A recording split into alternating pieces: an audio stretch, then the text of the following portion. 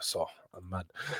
Tell's 23-24 season backs up how good he can be. When we signed him, he didn't play her for like 10 games. He's a good player. He is a good player, man. I think when you look at it, Tell has an upside, innit? Tell does have an upside. And look, well, let's go into that. Let me get the actual report of him signing. Tell signs for Tottenham. Let's get that up.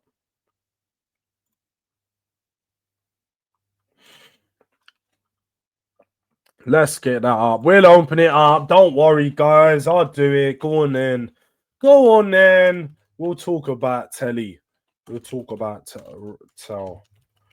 Yeah, look, as we can see, permanent deal for Tell. We're delighted to announce the permanent signing of Matisse Tell from Bayern. Look, they even got all these little links. They've got all these little links. They've upgraded. Matisse Tell did actually score a goal for the Euro under 21s in France, or for France Euro under 21s over the last couple of days. It was a penalty, but he will return from Tottenham after he does the Euro Championship, and he will be a full-time Tottenham player. Now, for those who don't know, he was signed for a fee of around 30 million euros plus 5 million in euros in add-ons, plus the 10 million euro loan fee. So Spurs ultimately are looking at paying around 33 to 34 million pounds for this signing, including loan fee. Not happy with the price. Not happy with the price. I do think we're being fleeced just a little bit. I do agree that young players are going to cost in and around that 30 million pounds, and 30 million pounds isn't necessarily a high fee. But I do feel like we've been fleeced just a little, considering we paid 10 million euro for the loan. It should have only been like an extra 20 million euros for the player. But it's cool. I think Matisse Tell has a decent upside. I think that he's a good all-round player on that left-hand side. He's not a striker.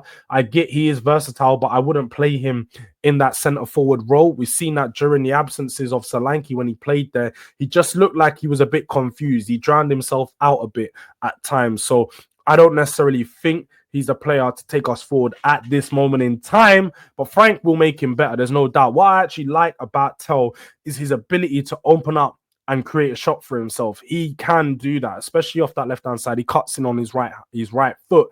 He does look like he's confident in scoring goals, but he's just not got the quality. He's just not got the quality right now. And Jay, if the chat's moving crazy, you know you're my guy.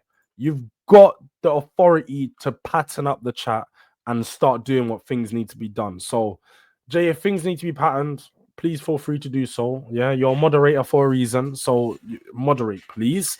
But yeah, look, I think that he's got some good attributes about him. He's good at running that play. He's got some good dribbles. You know, let me actually get out. This is what we can do. Let's do this. We usually do this. I haven't done it yet so far, but we'll talk about Tell, and we'll do a data MB so we can actually look at Matisse Tell's season as of this year. But will he come up as a striker or winger? He's going to come up as a winger. Yeah, it's going to be annoying. Matisse Tell will come up as a winger, a striker, so it won't work properly. Because I was actually going to compare him to Rashford last year to see how a finished Rashford does against a new Matisse Tell. But it's a decent signing. It's a decent signing. I think Spurs could have done better. I think the money could have been used elsewhere. But I think he's a decent player. Tell's worth it 100% for a guy that didn't have match fitness before joining them, being a sub mainly. He showed potential and Frank likes him. So, and that's the thing. More than anything, I think that's the most important thing. I did see a report saying exactly that. It literally said, it said here from Alistair Gold, Thomas Frank was more than happy to give a green light to deal for Matisse Tell. So on that, with that in mind, I'm very big fan of bring the players that the managers want. Managers are always going to make players they want better. That's just how it works. That's how football works. If he wants a player, he's going to work with him a little bit more. He might be more inclined to do some out of hours work with him and so on. So bring players that he wants. If he wants Tell, bring him in. Bring him in. I wouldn't say it's timeout worthy, but if they're just saying something, man, just give me a little 60 seconds, innit? One of those ones. You know, just give me a little 60 seconds, just a reminder that this is a football chat, Tottenham transfer news show. we're not doing up comedy show, which I'm happy to do comedy show sometimes, but not with bare gimmicks. Come on, man. Like it's probably Donna speaking to herself as well, which is a bit crazy. But I hear you. I hear you. Yeah, see, it's madness.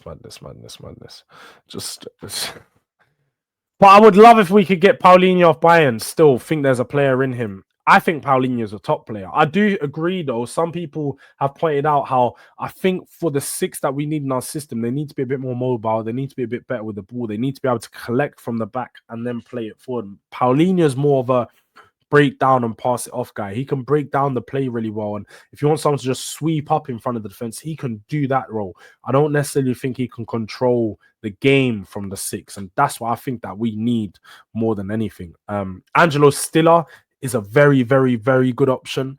But I do know that he's in talks with Real Madrid. I saw previously, so I don't know whether he is going to be doing whether he's going to be looking at a move to a team like Spurs. We do need to be honest with ourselves sometimes. We do need to be honest with ourselves. We are Tottenham, but we can't attract some of these players that are going to be in talks for the likes of Real Madrid and so on. So it has cooled off. You are right, Udang. It has cooled off, but that doesn't mean they might not come back in for him, because I think it's cooled off because they're probably looking at other options, but it's still very early on in the window. So Spurs do want him. They need to go get him now, ASAP, today, yesterday. But they need to go and do it. And that's where the problem has lied right now. You know, it's Tottenham, they take a bit long in the transfer window, especially with Johan Langer. We're just waiting for something to pop up. And just like with the Matisse Tell stuff, we always knew it was happening in the background, but it just pops up and it's like, yeah, look, he's signed. So Matisse Tell, signing has happened. Overall, not a bad signing. It's a good upside. It's a good signing for the money when you consider how good he can be, but the money could have been spent elsewhere. So it's not a bad signing at all. Jordan doing the if Frank wants him, I want him. Here. No, that's not what I said. I haven't said that I want these players. I never said that I want to. I'm doing if Frank wants him, bring him in and see what Frank can do with him. That doesn't mean I back the signing. I back the manager. And if the manager wants a player, you bring them in. That's just how I work. Just like when Ange wanted Brennan Johnson, I wasn't for that signing. I don't want Brennan Johnson. But if Ange can make him be better, like he did this year, and he ultimately led us to winning something, I ain't got nothing to say about Ange or Brennan Johnson on that signing. Ange ultimately made a good signing that worked in the long run.